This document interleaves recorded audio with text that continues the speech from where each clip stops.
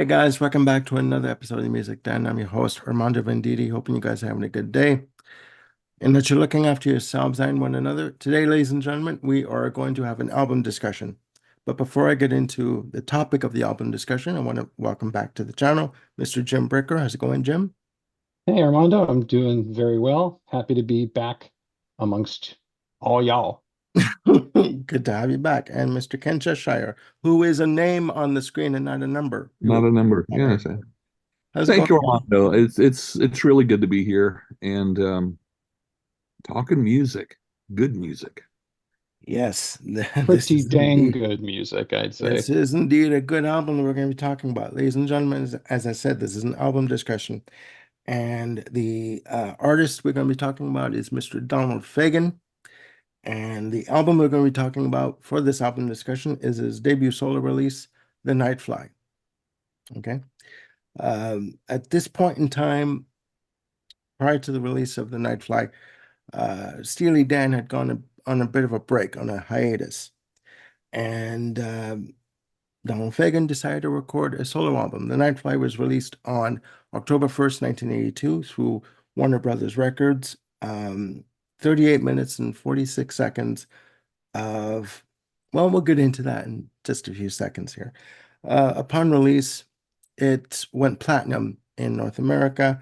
I do believe reaching top 20 in Canada and number 8 in the US. I believe it reached 25 in Canada. I have to double check that. But it's a fantastic piece of work. There were 3 singles released from the album, and those were IGY, which in listening to it, I still don't understand what those letters represent for the track.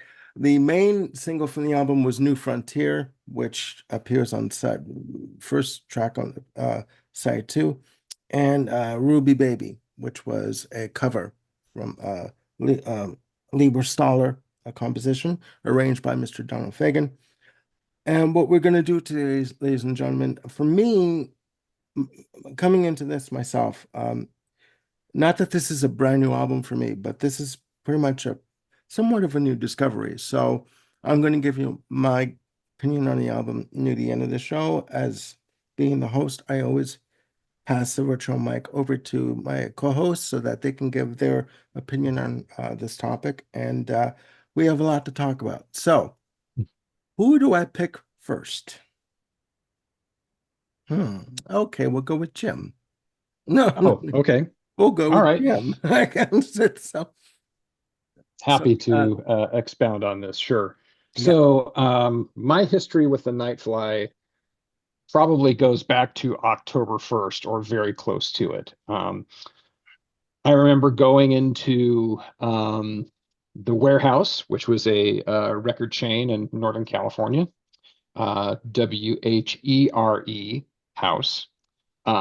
Very hip, don't you know? And right there on the end cap where they had all the new releases was staring at me Donald's face as a late 50s, early 60s disc jockey. And, I have pretty much been a rabid Steely Dan fan since the release of Asia in 1977. So, having devoured Asia, similarly devoured Gaucho when it came out, I was just kind of shocked and stunned when I saw a brand new Donald Fagen album on the end cap because gotta remember, kiddies, this is the days before the internet. And, Yeah. if you read the right things, you could, maybe pick up that stuff was coming out. But to me, this was an absolute just shock that there was a brand new Donald Fagen album. And I scooped it up, didn't bat an eye. I'm just like, yes. I don't remember how much it was. It could have been 8.99, but I gladly paid the money and went home with my vinyl copy of it, put it on the stereo, my dad's stereo, and it was just one big bliss session from the first notes of IGY, which stands for International Geophysical Year. That's what IGY stands for. Thanks Um, for letting me know, because I'm like, what the hell? I didn't. Okay. yeah, yeah, from the very first notes of that on, the album just, captivated me. And as we discussed in our 31 Perfect Album series, to me, this is a perfect album. Just no ifs, ands, or buts. It's just solid. So that's my discovery of it. That's my context. I'll shut up till we get into the details, or else I'll just lather on and on and on and on and on Okay. All and right. on. Good start. So you discovered it the year that it was released. Absolutely. Yeah. Okay. I didn't find it quite so soon. Um, I didn't have a easy access to a lot of uh, record stores when I was growing up. Um, and frankly, the first time I saw it, like a lot of my favorite albums, I saw it in a cutout bin. So this was probably about 84, maybe. Wow. And at the time when I saw things marked down to $1.99, you know, in the cutout bin, my first thought was, well, that must not be very good. They're doing anything to get rid of Yeah, that's general consensus, it. right? And Yeah. Also, I was somewhat skeptical um, because I'd always known Steely Dan as a team. So here's a solo album by one of the two. Mhm. And let's face it, oftentimes with groups, that's doesn't exactly work out too well. Um, Right. but eventually, and I don't remember why, eventually I just went ahead and bought it. And it's like, holy cow. Um, I still think of it as one of my favorite Steely Dan albums. I mean, it's also produced by Gary Katz. that's They right. use a lot of the same incredible artists Yeah. on these tracks. Hmm. Uh, it's very Steely Dan-esque also in the jazzy chords and the progressions, uh, the melodic melodies, if I may double that, luscious brass sections, and full, tight background harmonies and vocals. If someone likes Asia and Gaucho in particularly, this fits right in there. And this came out really quickly after Gaucho. Of Mhm. course, uh, the circumstances of Steely Dan taking a break at this point was very unfortunate because of the circumstances with Walter dealing with drug issues and not being hit by a car and all of that stuff.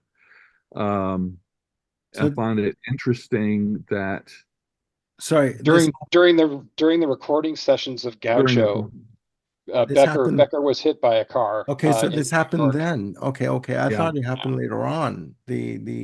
Okay, my apologies. I didn't mean to cut yeah you off. and for Fagan to go right back into the studio, I couldn't find any documentation, but I wonder if some of the songs on this album were not might have been intended to be another Steely Dan album, maybe, except for the fact that most of these songs are somewhat semi-autobiographical, Right. biographical of Fagan's teen years in particular, what was going on around him, what was going on sociopolitically and all this kind of stuff. And uh, so, but yeah, this is in a way, it's a very nice concept album, even Oh yeah. if you follow the lyrics and what's going on. So I get that. I get that. yeah, I just wish it were longer. That's the only thing. It was more than Yeah. 38 minutes long. Because I tell you what, you get into it, and before you know it, it's over. Yeah. And the only thing to do is just hit replay. Yep, Mhm. gladly. But yeah. One other comment I want to throw out there that this is um I know I said seeing it on the end cap in the warehouse was kind of a shock, and there was like no expectation of it of an album. That's very true. However, we would be and people would take our music nerd cards away if we did not mention Donald Fagen's contribution to the heavy metal soundtrack, which was the year prior to the Nightfly. So Yeah. Gaucho dropped in 80. 82 is the Nightfly. So 1981 was when the heavy metal soundtrack was released. And Fagen's Heavy metal, contribution, heavy metal being a movie for those that heavy don't. metal being the movie, yes, the adaptation of several of the, pieces from the European Yeah. I have it. you It's know, a good movie. Yeah. Yeah. graphic Not for the novel thing. kids, Yeah. but and yeah, it is a Yeah, good movie. not for the kids. No, not for the kiddies. True Companion was the piece from the heavy metal soundtrack that Donald Fagen contributed, and um, kind of foreshadowed sonically a lot of what was happening, what was going to happen with the Nightfly. It was certainly not thematically. Hmm. In fact, I'd probably say that True Companion probably connects more to Kamakiriad than it does with the Nightfly. Yeah. But anyway, just putting that out there that there was precedent for Donald Fagen doing his own thing outside of Steely Dan, but the Nightfly was his first proper album. Okay. Okay. Um, well, again, my experience with this album, I do remember hearing New Frontier on the radio, like ad nauseum. They had it in heavy rotation. And when I say ad nauseum, I mean it in a fun way. I don't mean it as annoying, but I do remember hearing New Frontier quite heavily in Toronto on the FM rock stations. Um, and revisiting this album, I want to thank you guys um, for this because to me, this album is, how can I put this? To me, the production on this album, being produced by Gary Katz and having, people like, Jeff Porcaro on drums and any album that's got Valerie Simpson on background vocals, I'm in. I'm in. I mean, her voice to me is like butter. I'm sorry. Oh my God. She just like, it's like an old friend comforting you kind of a thing. That's what her voice does to me. To me, this album almost could be called Asia too, because it does sort of pick up from where Asia left off, kind of jumped over Gaucho. I mean, there is this, I guess the R&B influence of Gaucho, sorry. But it does to me sound like an extension of Asia, like a continuation of Asia. The production is slick, the harmonies are tight. I mean, my God, this album to me is fantastic, you know. And you know, I've listened to it a few times. Guys out there watching, and I know you're watching, get this album. If you can get it, please do. Okay. I got my copy on Friday from Amazon. It arrived Friday, and it was like $11, so it's not that expensive, right? My only, I, I share Ken's sentiment. My only gripe is that it's 38 minutes and 46 seconds. It could have been longer. I mean, with in the introduction of CDs and having the playing time of 79 minutes and 59 seconds, they could have gone into the vault and reissued the album with bonus tracks if there are any, and Right. it could have made the listening experience probably even better, you know. I just I've I, this album is fantastic. It is. Yeah, Fagen and Becker were certainly not known for leaving a lot of stuff in the vault. Much like Rush, it's kind of like what they did What ended they up did, out yeah. there. Yeah, and Queen were You like know, that as well. Queen were like yeah, that. there's a few things that are out there, obviously, and the second arrangement being the lost holy Yes. grail of Dan tracks. But Yes. yeah, I think back in the day, when it first came out on vinyl, it was just perfect. I mean, again, I can't think of a better sounding just vinyl album back in the day It, than the Nightfly. Um, Obviously, it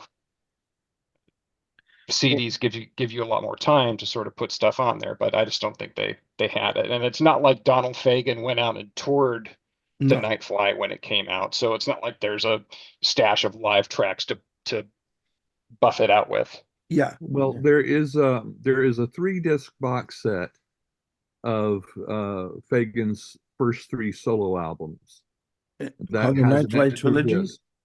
Yeah. Yes, and it's got a 4th disc with I don't know, a combination of B-sides and outtakes and stuff like that. Okay. Mine's packed away. Otherwise, I would have looked into it to see which tracks on that album were might have been recorded at the same time. Yeah. But it's a really good box set if you Yeah. don't have all 3 albums already. I found that on Amazon. I was not willing to pay $380 for a 3 disc set from a secondary seller. And I'll go you one better. There is another box set out there, and the name escapes me right now, but it features all of Donald Fagen's solo albums. Right. And I think it's called Cheap Christmas Gifts or something like that. Something like That that. sounds about right. Yeah. And it goes for $140 on Amazon through a secondary seller. So you can get them, right? You just have to look for the deals and stuff. Yeah. A Yeah, couple of I years think ago, they released uh, a new live Steely Dan album, and oh, at the Northeast same Corridor. Yeah. time, yeah, Northeast Corridor, and they also at the same time released a live version of this album. Mhm. Because at the time when he was touring, um, half of the set was Steely Dan and the other half was Nightfly. So even the covers are very similar. And speaking of covers, shall we talk about the cover of this album? How Please. jazz is that cover? It couldn't That be more that reeks jazz. of that reeks of Miles Davis and all those classical album covers. Yeah, right down to the shade of blue, that they use. Um, For the font. if I Yeah. didn't know who he was, I'd say, okay, well, this needs to be filed in jazz because that's the Yeah. I same. mean, I was gonna say that even from the photo, from the cover Yeah, photo, it I will say that I do agree with you, Ken. It could be considered a loose concept album in that, it tells a story of this individual, DJ from, 50s, 60s, late 50s, 60s, who basically is a loner who is up all night playing music for people who would be considered, the downtrodden, like people who just want to, be up all night listening to an old friend talk about music and play music for them, all night long. And, Yep. the fact that he's sitting there with a cigarette in his hand, and all that's missing is a drink on the table, by the turntable, like a shot of bourbon or something, you know what I mean? and wearing Ray-Bans. Yeah, Yeah, yeah. I Yeah. mean, it just it reeks of that sort of feel to it, right? And I mean, even the production on it, it is so slick. It is so precise. Right. It is so tight, I mean, and it does stay within that R&B jazz pop vein, right? yep. In that lane of that. But just like unbelievable. Unbelievable. And the harmonies, Yeah. like Yeah, it's pretty God, amazing. you know. Just a couple of comments on that. On the cover, of the cover of the Nightfly Yeah. is a cover of a Sonny Rollins album, which is Sonny Rollins and the Contemporary Leaders. So my guess is that that's the kind of stuff that Donald Fagen was listening to as a youth that was Hmm. coming over the jazz radio stations. He wrote a short, not really a biography, um, that came out, I guess, about 10 years ago or so, where he talked about, a lot of the stuff that he was listening to growing up and a lot of the jazz radio stations and how he would like go into the Village Vanguard and check out matinees and the Blue Note and different places like that. Hmm. Hmm. So this is definitely um, kind of a throwback, and you're right, it is autobiographical in a sense, and in that sense, it's quite unlike any other Steely Dan album that's out there because there's a notable absence of snark. There's a notable absence of, irony and just kind of that dripping causticness that, Hmm. when I first heard this album, I'm like, oh my gosh, I, Becker must have been the caustic one because, this whole album is devoid of that. Now that's a gross oversimplification, but that's what I thought in 1982 Yeah. when I first heard this album. Um, in doing a little bit of reading about it, Fagan was saying that he didn't want to be ironic. So I think what you're really getting here is just sort of that vibe from, when he was growing up, that kind of, you know, Kennedy-esque, new Camelot sort of feeling about hope and youth and the future and partying as a teen and all that kind of stuff. Hmm. It really captures that vibe, super, super well. It's a naive optimism that's definitely, drenched in that early 60s, but Yeah. wow, it's just fantastic what he does with it. Yeah, and go on YouTube and watch the video for New Frontier. Okay. Visual, it's in addition to the music, it is a visual interpretation of style and themes of the 50s, which is, late 50s, early 60s that this entire album represents. Yeah. Um, so yeah, it's the one of the most perfect videos visually that equally represents what the song is. Yeah. Uh, and Okay. so I've often, wondered what an entire eight collection of eight videos with one representing each song would have been like. That would have been fantastic. But Yeah. At that Oh point, yeah. yeah, video's got to be seen. at that point in time, I don't think a lot of artists were doing video albums per se. No. It was a new idea, right? And it was like, do you want us to spend all this money on videos to play, like that people may not watch, but no, this album is great. I mean, from like, let me ask you, are there any standout tracks for you, or do you listen to this album as a whole piece? Like, there are I know other I know singles. well, yeah, I mean for me I would say the one standout is New Frontier, but again, it's like picking what's the most perfect of all the perfect songs that are on here. Hmm. I when I unless I'm doing like a compilation of tunes from 1982, I listen to the Nightfly all in one shot because it's just got such a beautiful flow to it. You're right in talking about its production, Armando, about how clean and you know Yeah.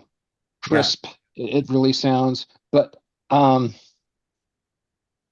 I've never been one of those people that finds it lifeless. I think there's a cadre of people out there who say this stuff is so slick and so perfect it's devoid of any life, and I don't hear that You in can in no, no, here no, at all. and it's got to be said. This is from what I read, this is probably one of the first albums that was recorded digitally.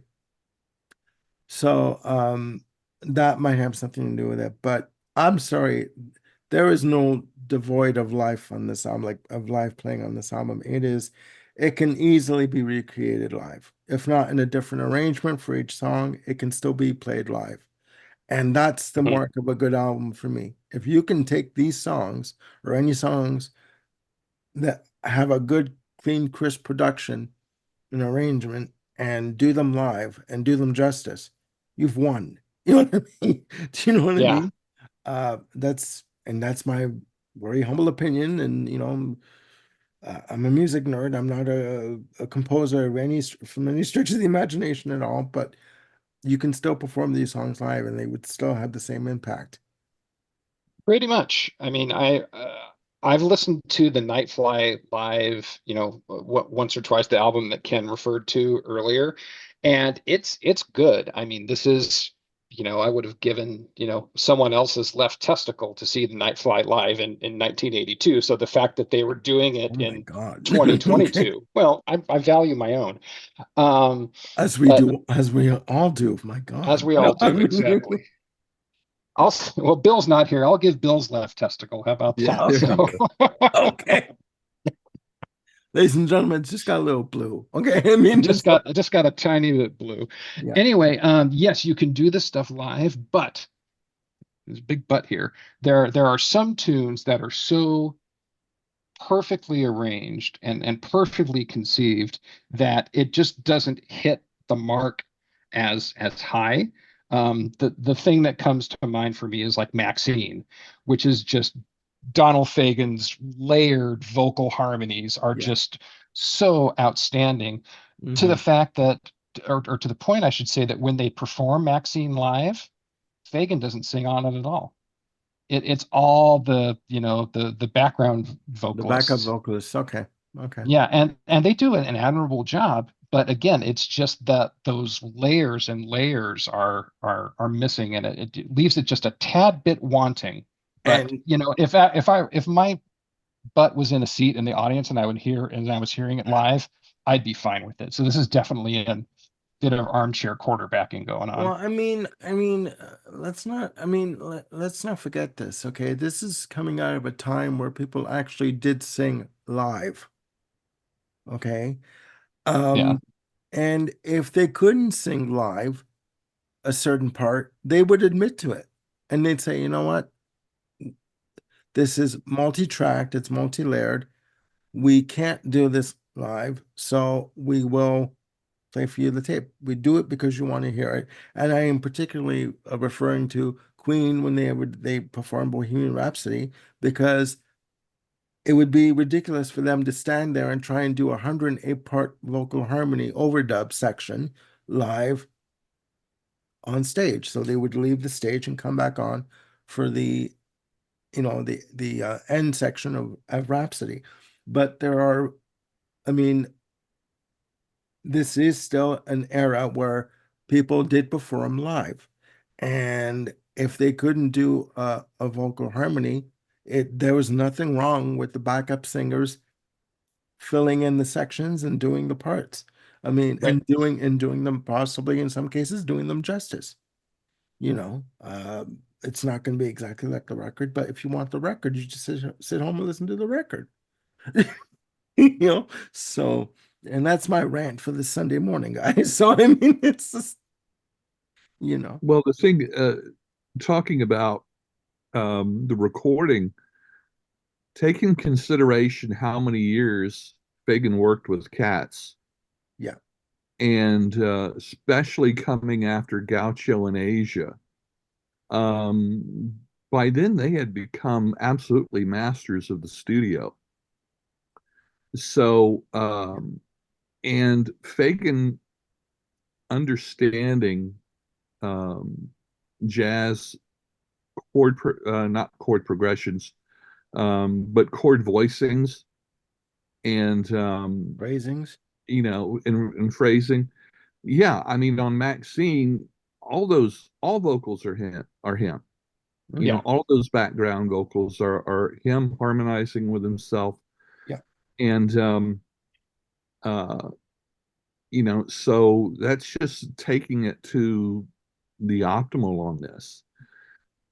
And Shall we talk about some of the musicians on this album? We can. Let's. This was my first introduction to Greg Phillinganes on piano. Oh my gosh, because this album is like a lot of Fagen on Steely Dan.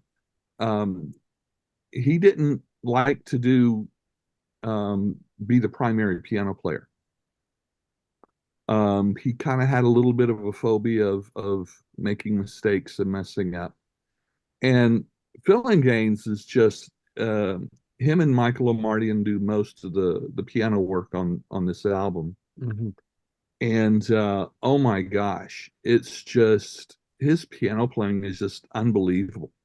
Got on Wikipedia and saw his history and who he's recorded with and toured with. And it's absolutely amazing. It's like, how did I never hear this guy before? Okay. And then you've got you mentioned the one cover, Ruby Baby. Yeah. The Lieber Stroller. I mean, that was originally recorded by the Drifters in 1956. Mm-hmm. This was the first time I ever heard this song. Mm-hmm. Even though it's been covered by Dion, the Beach Boys, Tony Sheridan, Bobby Darin, Bobby Rydell, Mitch Ryder, and a whole bunch of others in several other languages other than just English. Mm-hmm. And then that album comes on with Anthony Jackson and Jeff Porcaro, that perfect rhythm section with bass and yeah. And then Fagen comes in with that wonderful organ part, and Brecker on sax and Larry Carlton on guitar. Like, yeah, I mean, no cover song has been, treated so royally, in that song. And at the same time, every song on this album is treated, that much. And one thing I love about that, especially, is the ending, because that just shy of 3 minutes, it modulates up a key and it builds from there, but it doesn't get into a huge monster sound. But then after the chorus and the verses are done, there's a party atmosphere as it slowly fades out. Exactly. And you can hear it, with the brass and Larry's guitar improvisations over it, and it encapsulates everything about that with that swing style of this song. I mean, I could go through every song on this album with that. Yeah. Oh gosh, and Fagen's work on the organ, for instance, Walk Between Raindrops. Raindrops, yeah. But I'm thinking mostly the Goodbye Look. Yeah. The way he plays the organ makes it sound like a marimba. That's what I was thinking. Yep.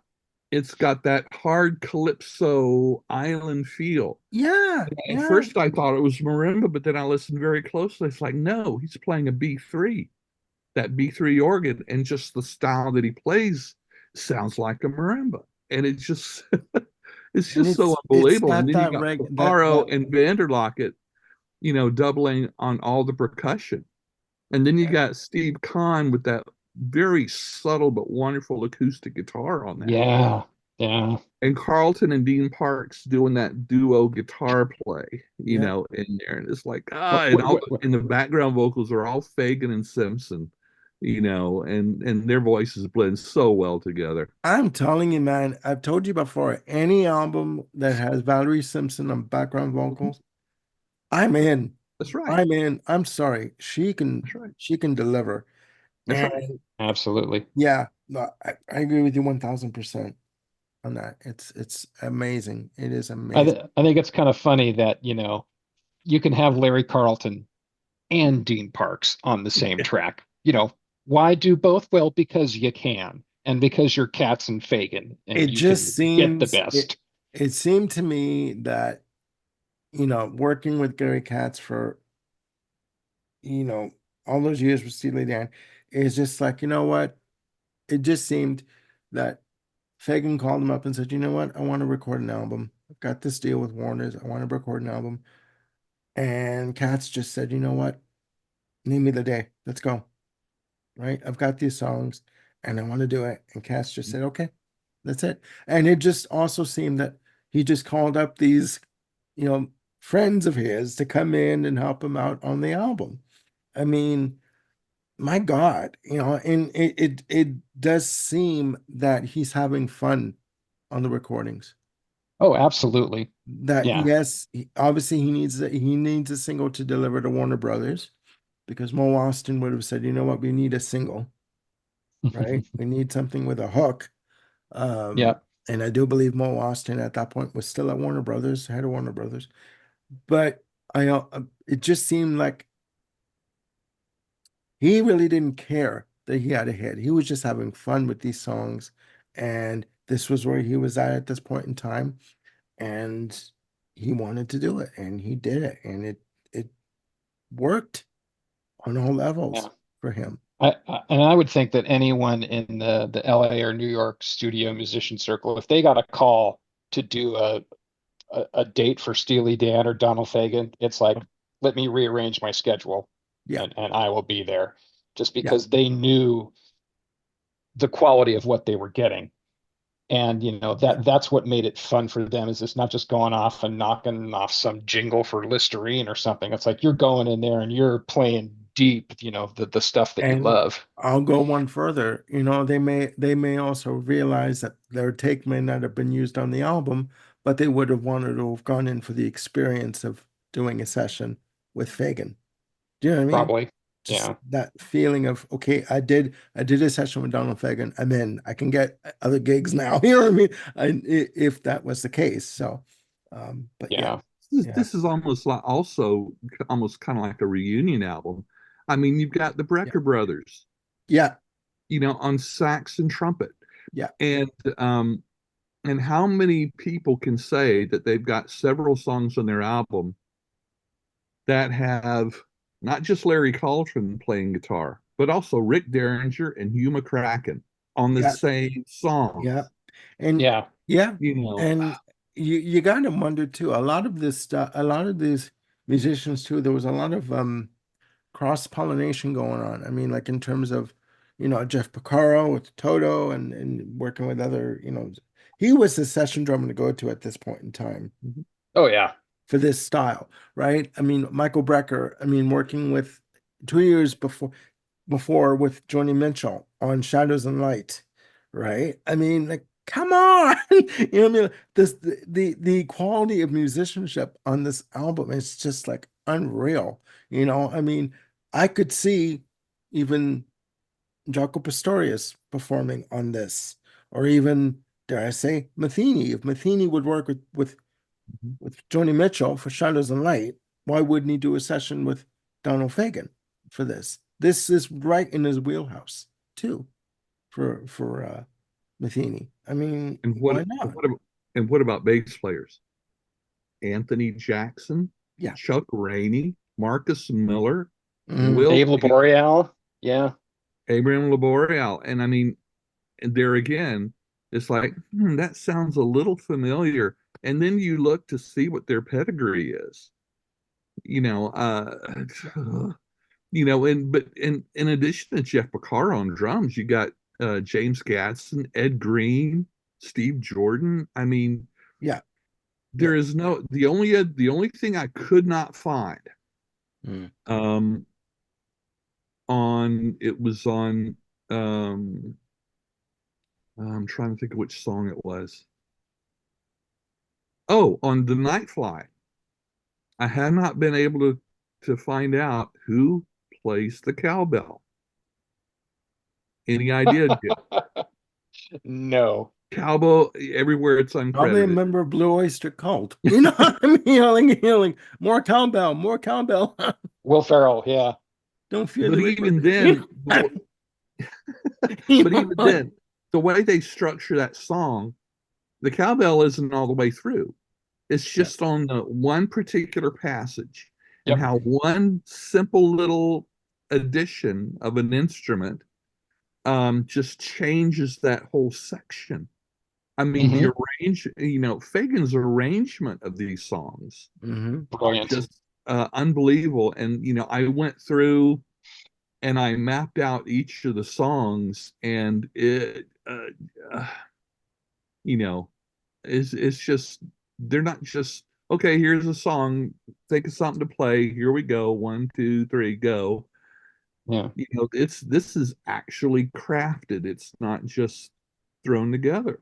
Yeah. Let me bring up another very specific example about craftsmanship and arrangement.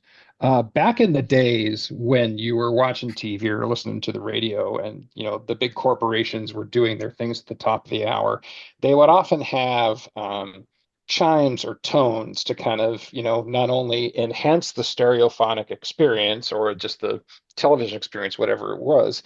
And often these chimes would just be like boom, boom, boom. And I'm sorry for my all over the place notes on that Yeah. part. That I should never You're be fine. singing You're fine. anyway. We'll just do some editing. No big deal. Go But here's the thing: on. in the song "The Nightfly," right as Fagen is getting to the very end of all the chorus sections, and you hear the background vocalist go, "Till the sun comes through." It's that same descending three note section. Okay.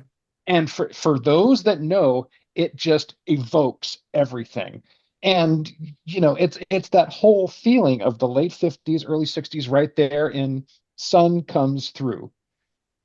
And then again, it's just this little brilliant harmonic touch that I'm assuming it was Fagen that put it in there, and Gary Katz figured out how to execute it. But it's just absolutely stunning. Just the subtlety of it. It's kind of like one of those, that meme. It's like, if you know, you know. I think this is one of those albums that the more you listen to it, which I will be listening to it more, the more you listen to it, the more you get out of it, the more you hear what you can pick out and say, okay, I didn't hear this before. I can hear this now. I hear this harmony. I don't hear that harmony. Hmm. It's one of those albums that Yeah. the more you listen to it, the more you get from it, right? It gives you. And Hmm. it's a gift that keeps on giving as long as the CD lasts, as long as it doesn't skip, Oh, absolutely. So, but yeah, no, it's Yeah. it's an incredible piece of work. There's not one song for me that's out of place here. The song sequence, the track sequence on this album, sorry, is just brilliant. Even, the last track, Walk Between Raindrops, um 2 minutes and 38 seconds of just pure old time jazz for me. The arrangement, the Oh, shuffle, I think it's like a shuffle arrangement on the drums, and just that harkens back to the 50s for me, right? completely. Um, so it's a nice album closer, right, for me. Oh Um, yeah. for this, And yeah. Ken pointed this out, that there is a Mel Torme cover of Walk Between Raindrops that is fantastic. Torme just nails it. Okay. I gotta check that out. Well, and Torme would have been one of the artists he was listening to back in the day, Sure. Hmm. honestly. Yeah, I could see And that. one of the things about Walk Between the Raindrops, that's the one, that's the song on the album that has the least um Body count. body count. Yeah. There's the fewest number of players on that song. But one thing that really makes it is yes, the Steve Jordan shuffle on the drums, but also the Will Lee and Gaines doubling on bass. Will Yep. Lee on the bass and Gaines doubling on a synth bass. And Gives it more of a and richer Fagen's sound. organ work on that. It's Yeah. just amazing. Yeah, I was Yeah. gonna say, yeah, and when you mentioned organ work before, that was the track that I went to because it stands out in my mind as a good intro, for Yeah, organ. yeah. Um, Now I just have a question here. This was at a time when, um, again, you pointed out that um, they had broken up, and Walter was dealing with, issues and addictions and stuff. Do you think that this album, the fact that, Fagen went on and recorded this album without him, I'm sure he would have had him on guitar and arrangements, for this album. Do you think that maybe this album caused a bit of bad blood between them at the time, or? Well, considering the themes of this album, I suspect that this might have been a project that Fagen had been thinking about already, Okay. as a solo album, because it makes more sense as a solo album than it does as a Steely Dan album. Okay. Yeah. Because this is him putting out a piece of himself. Thematically, it would have just been really different for a Steely Dan album. I don't know if that's the case. I honestly haven't read a lot of Fagen interviews or books like Jim has. But that would be my guess, Okay. because of the autobiographical nature, that it would probably was. I would think it would be envisioned as a Fagen solo album. Yeah, it's interesting that Fagen's solo albums to me are more distinctive as solo albums uh, than say Walter Becker's. Becker's first solo album, Sure. 11 Tracks of Whack. From a compositional standpoint and a thematic standpoint, it sounds like Steely Dan. I mean, from a production standpoint, things are getting a little more antiseptic, in that time, but it sure sounds like Steely Dan. So to me, Becker's voice and, kind of continues on from Steely Dan, whereas Fagen was able to sort of, you know, kind of make a Like, bit of a cleaner break, yeah, if you yeah. will. Well, like I said, to me, this album does sound like a bit of a continuation of Asia, and the arrangements, maybe more tighter arrangements than Asia, but to me, in my untrained musical ear, does sound like it could sort of be a continuation of Mhm. Asia on some level. Well, it does. It's just the songs aren't as individually as long as a Yeah, song, yeah, shorter Right. especially the songs, song age. definitely. Yeah.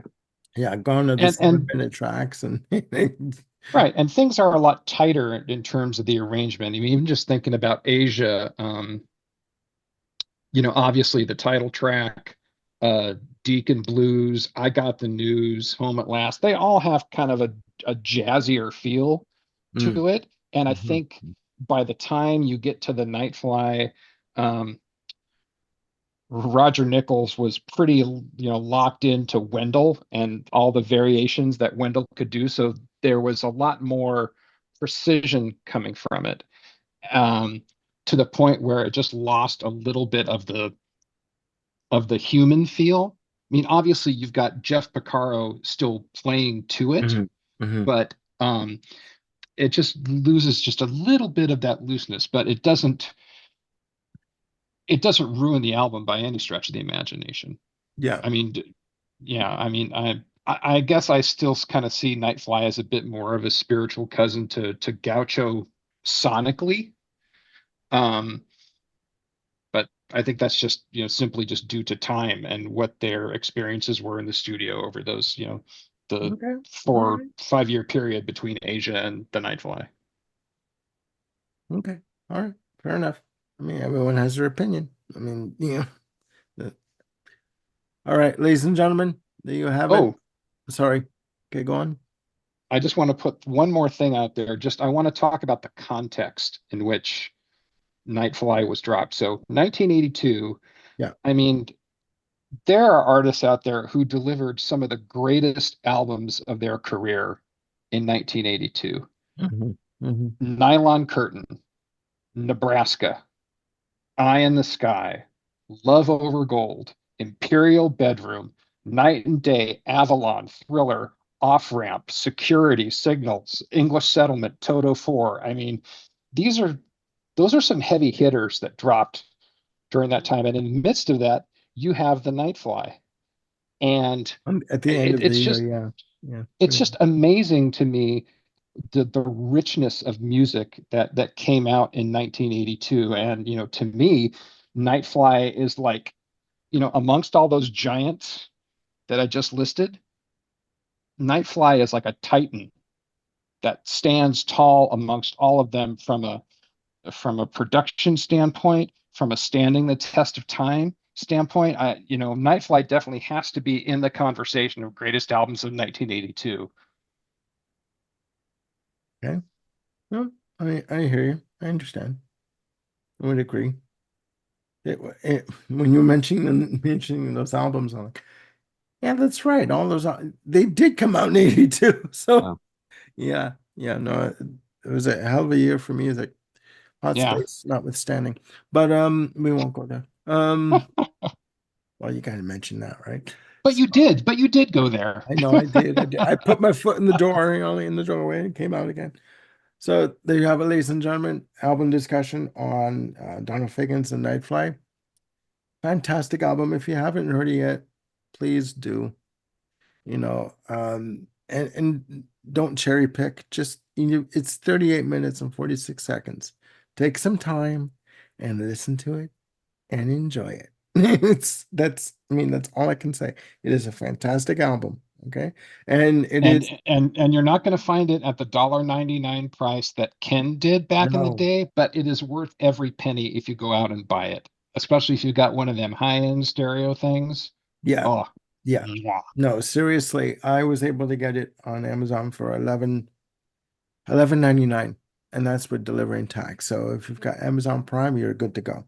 And yeah, it is a fantastic album. Stream it on YouTube and listen to it. Don't take our word for it. Again, don't take our word for it. Just listen to it yourself and let us know what you think down there in the comments. And I want to thank Jim and Ken for joining me on this very intellectual episode of album discussions. We will be back with more episodes in the near future.